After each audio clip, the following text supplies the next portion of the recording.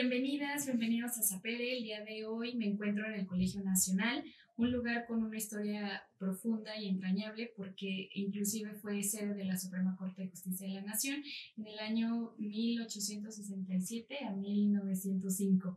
Me da mucha alegría y es un verdadero privilegio para mí poder conversar con usted, doctor Juan Villoro, un autor brillante cuya obra abarca la narrativa, la crónica, el ensayo, el periodismo, que de hecho en esta ocasión hablaremos sobre su más reciente libro titulado No soy un robot. Doctor Juan, muchísimas gracias por el espacio y por tu generosidad. No, hombre, muchas gracias, Marta, qué bueno que estás aquí. Al inicio del libro nos adviertes que combina el ensayo con la crónica, con la divulgación de noticias tecnológicas, memorias, cuadernos de viaje, y es por eso que yo quiero comenzar preguntándote cómo es que decides escribir este libro y el por qué o cuál es tu intención de que tenga esta forma. El origen del libro tiene que ver con los desconciertos que hemos vivido todos nosotros en los últimos 20 años. La dificultad que tenemos de comunicarnos con nuestros hijos, los que tenemos hijos jóvenes que son ya nativos digitales, los cambios que ha habido en la educación, el conocimiento, el sistema financiero, la política, es decir, cómo todas nuestras costumbres se alteraron. A mí me hubiera gustado leer un libro de un testigo presencial del momento en que se inventó la imprenta, el cómo ese libro cambió a tanta gente, porque se volvió mucho más asequible tener un libro. Antes estaban en bibliotecas como esta, en claustros, pero no estaban al alcance de la gente. Entonces ahí se trastocaron todas las relaciones sociales con la llegada del libro. Y esta versión un poco chismosa de la historia, de cómo cambió la gente, todo, me parece que podría ser muy divertida. No conozco el libro de un testigo presencial, hay por supuesto muchos libros de historiadores sobre el impacto de la imprenta, pero dije, bueno, para nuestra época yo podría hacer algo equivalente, porque uno de los mayores méritos de la crónica es que puedes escribir de lo que no sabes, porque no escribes como un especialista, sino que escribes para saberlo. Entonces entrevistas a muchas personas, pones en relación a gente que se ha dedicado a esto. Entonces yo quise averiguar un poco qué piensan los programadores, los astronautas, los espías, los novelistas, los filósofos, los teólogos, las amas de casa, los carpinteros, es decir, toda la gente que de una manera o de otra se relaciona con el mundo digital. ¿Cuáles son sus predicamentos? ¿Cuáles son sus ilusiones? Entonces, es una conversación de nuestra época con los riesgos, con las luces y sombras que tiene esto. Perfecto. No soy un robot, pues es un título bastante aterrador, porque nos recuerdas que somos la primera generación que tiene que demostrar que no ha perdido su calidad de humano, ¿no? Desde tu punto de vista, desde luego en el libro mencionas muchos, ¿cuáles son los principales riesgos y ventajas de esta sociedad digital? Somos la primera generación que tiene que demostrar que sigue siendo humana, pero la paradoja es que se lo demostramos a una máquina. Quien nos acredita como humanos es un robot. Es una circunstancia totalmente novedosa. Creo que las virtudes de la comunidad digital están a la vista, la posibilidad de tener comunicación instantánea, de conocer muchísimas cosas que antes no teníamos, la tecnología de un teléfono de gama media es más compleja que la del Apolo 11 que llegó a la Luna. Entonces, eso nos permite hacer 1000 actividades a partir del teléfono. Todo eso, sin duda alguna, es una herramienta muy poderosa. Pero las herramientas se transforman en una situación de dependencia cuando no podemos abandonarlas. Cuando un teléfono se convierte en una especie de prótesis de nuestro cuerpo. Y cuando esa prótesis no está disponible, nosotros mismos nos apagamos, porque es como si nos quitaran algo. Entonces, a mí me preocupa, por supuesto, la enajenación feliz que produce el teléfono. Y me parece que esto es un concepto que parece contradictorio, porque la enajenación normalmente es percibida como algo que te desvive, te deshumaniza. la enajenación del trabajo fabril, la enajenación que puede sentir alguien que hace trabajo manual esforzado en el fondo de una mina. Es totalmente obvio que estás sufriendo ese trabajo, pero el teléfono te produce la sensación, o la computadora, cualquier plataforma digital, de que estás en contacto con una serie de beneficios amplios que están hechos para ti, porque nadie te conoce mejor que tu sistema operativo. Por lo tanto, todo lo que te ofrecen es atractivo y son ideas que probablemente no habías formulado respecto a tus necesidades, pero que están en el horizonte, en el registro de cosas que tú ya formulaste y que por lo tanto te pueden gustar. Entonces te sientes bien, pero estás evadido, no estás haciendo una actividad productiva, no estás pensando, no estás cuestionando, no estás interactuando, simple y sencillamente estás perdiendo el tiempo, literalmente. Entonces, ahí hay un elemento complejo que ya está teniendo consecuencias muy graves a nivel de la especie humana, porque la cuota de inteligencia, eso está probado ya estadísticamente, está disminuyendo porque delegamos tantas funciones en las máquinas que nosotros mismos no las hacemos. De hecho, en el libro mencionas una historia fascinante sobre cómo la intuición del ser humano nos salvó de una catástrofe total, ¿no? Sí, bueno, hay un caso entre muchos otros que revelan el poderío de la intuición humana, y que uno se pregunta si las máquinas podrían resolver predicamentos de la misma manera, ¿no? Este ejemplo es de el ingeniero soviético que estaba a cargo del sistema de alarma de ataque nuclear. Era una persona que tenía un rango militar, pero se había formado como ingeniero, es decir, tenía un pensamiento metódico y científico. Y él recibe una señal del satélite que es contradictoria con la señal que recibe de las computadoras.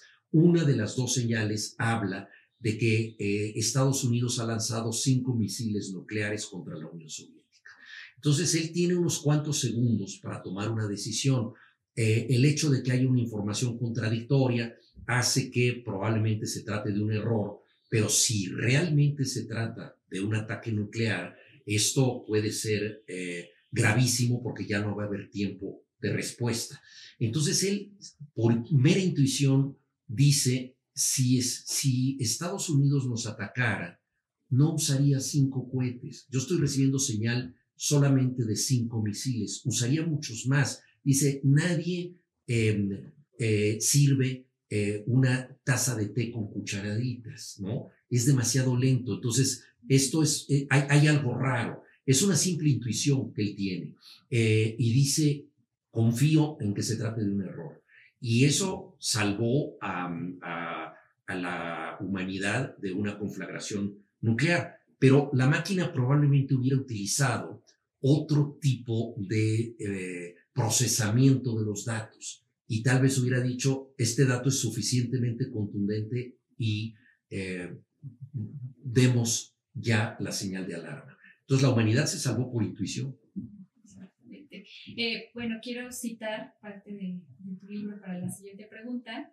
Aunque puedan ser llamados a declarar ante el Congreso de Estados Unidos, Elon Musk y Mark Zuckerberg disponen de un poder superior al de cualquier jefe de Estado y deciden el futuro de la humanidad con la caprichosa pulsión con que un niño rompe un reloj para saber de qué está hecho el tiempo. ¿Qué opinión merece el reciente conflicto público entre Musk y Donald Trump, dos figuras influyentes en el mundo digital, pero con consecuencias en el mundo real? ¿Qué significa que un empresario como Musk desafíe abiertamente al presidente de Estados Unidos?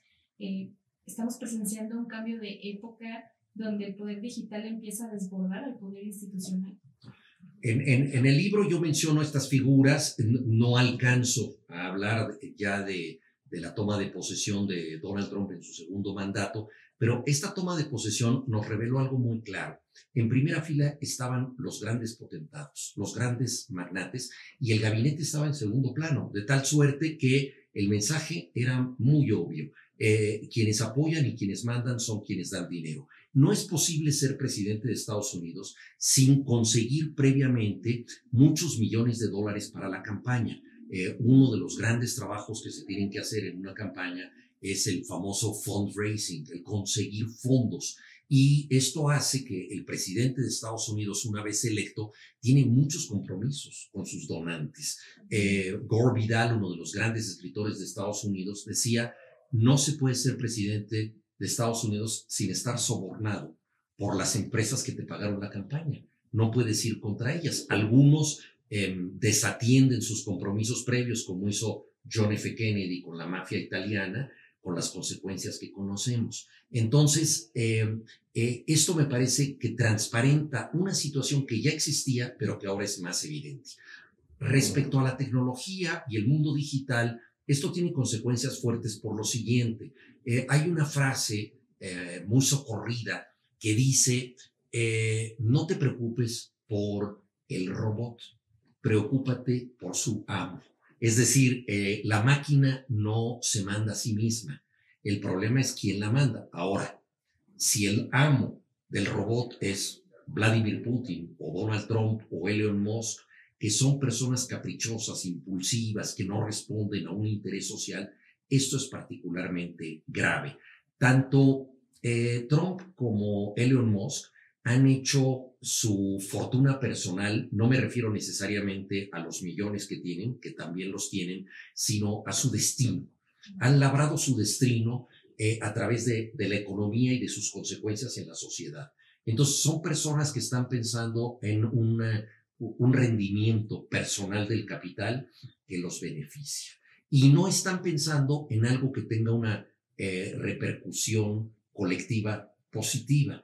Entonces, confiar en que ellos de manera altruista o de manera generosa van a hacer actividades para la humanidad, me parece que es imposible. Qué bueno que se hayan peleado, porque ya no están en el mismo campo, al menos no de manera tan evidente, pero también ese pleito es producto de los enormes caprichos de estas personas. Donald Trump es un estupendo propagador de ideas que no necesariamente se realizan. Él genera la noticia y no necesariamente genera la realidad que tiene que ver con la noticia. Todos los días es un festín para los periodistas decir, a ver qué capricho nos va a comunicar hoy Donald Trump. Entonces, a la irrealidad en que estamos inmersos por el mundo digital, que es un mundo muchas veces de simulacros, este mundo espectral, también se agrega el de los presidentes que generan realidades transitorias que nunca llegan al mundo de los hechos, pero que están alterando la bolsa de valores, muchas veces en su beneficio, que están alterando políticas mundiales, etcétera, y generando pleitos, intrigas entre ellos o con otros países. Entonces, es digamos, una sensación de descontrol global muy grande. Muchas gracias. En el libro reivindicas la lectura como forma de resistencia frente a la lógica polarizante de las redes. ¿Qué consejo le darías a las y los jóvenes para no caer en este autismo digital?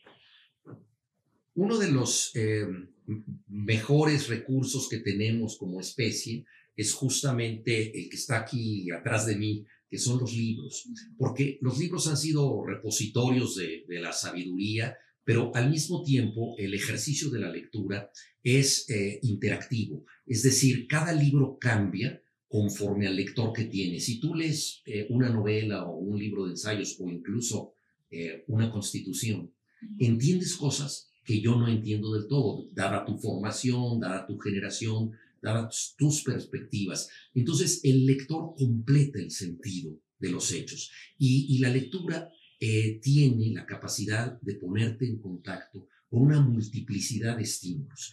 Hablábamos antes de los algoritmos que operan por semejanza. Entonces, un algoritmo te va a proponer aquellas cosas que sabe que ya te gustan.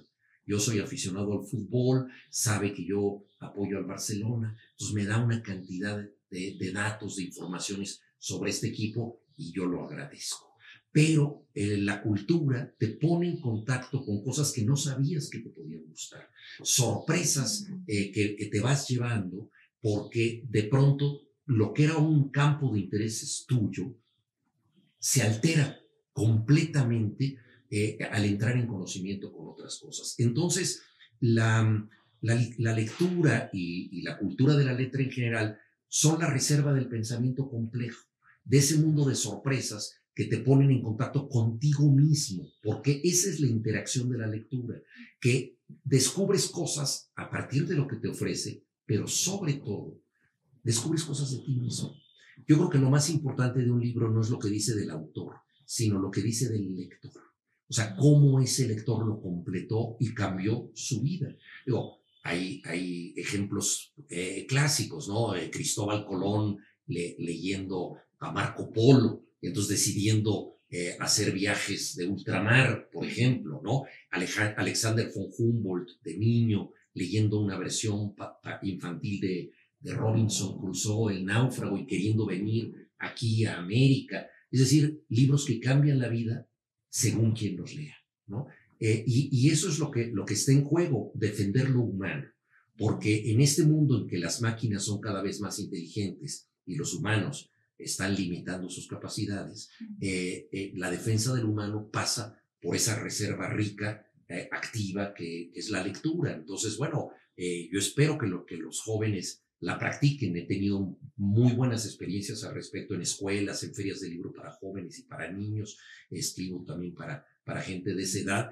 Y bueno, yo estoy esperanzado en que no solamente nos vamos a quedar en un horizonte de pantallas, sino también vamos a seguir leyendo libros, que una cosa no es excluyente de la otra, también eso. O sea, yo no digo renuncien a lo digital, no, lo digital se entiende mejor si también lees libros. Okay. ¿Algunos libros que consideres como indispensables que debamos leer? No, hay muchísimos libros y cada quien encuentra los suyos. Yo defiendo mucho el hábito de la lectura. García Márquez decía una cosa muy interesante: hay que defender la mala literatura, porque la mayoría de nosotros, cuando empieza a leer, no empieza leyendo libros muy sofisticados, así el Ulises de James Joyce o clásicos como La Odisea. Empieza leyendo una novelita de amor medio morbosa, o empieza leyendo una obra de aventuras, ¿no? O poemas cursis que luego los copias y le dices a tu novia que tú lo escribiste, ¿no? Esa es la manera en que vamos contrayendo el hábito.